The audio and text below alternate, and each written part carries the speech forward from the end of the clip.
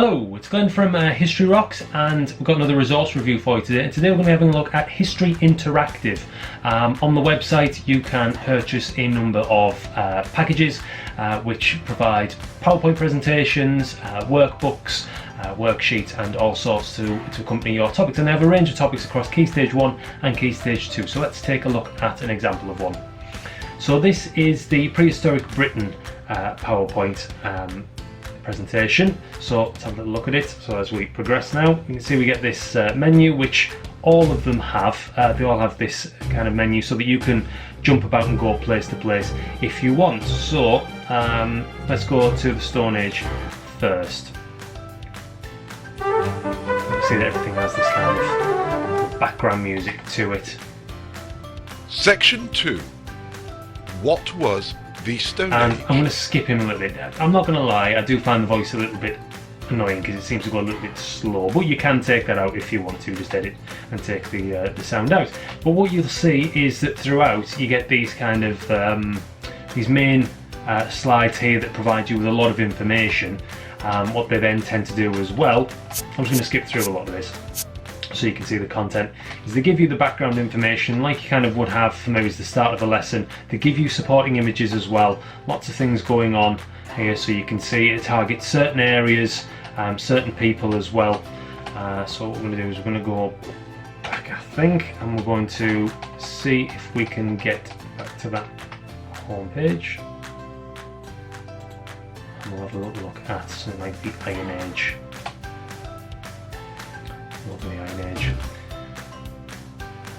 So now we can see, moving on, you've got things like the Stone Age, the Bronze Age, and now we're in the Iron Age. So it asks the question, what does the evidence tell us about Iron Age customs?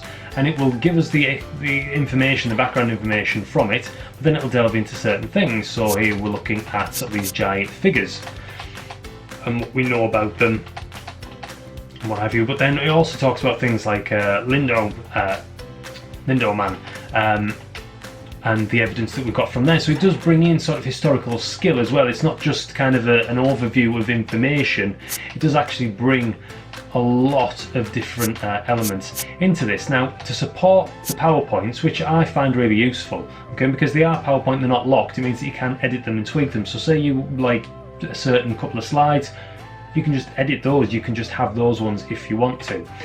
You also have these accompanying workbooks as well that go with it, which are really nice. And again, because they're in Word format rather than a PDF, it means that you can tweak them, and I have done this before. I have taken them, I have tweaked them a little bit to suit my curriculum a little bit more and the lessons that I'm teaching. Maybe I didn't want a certain part of it, or maybe I wanted certain parts of two worksheets together. I put that in. So here, this hunter-gatherers bit, I wanted that on one page rather than this bit here, so I just took this box out and I put it all together, and I could do that because it was in a Word format. So you can see that these are sort of fairly comprehensive, and that I recommend these if you've got teachers who are a little bit unsure, or you're doing a topic that you've never covered before and you need somewhere to start, because they are fairly inexpensive.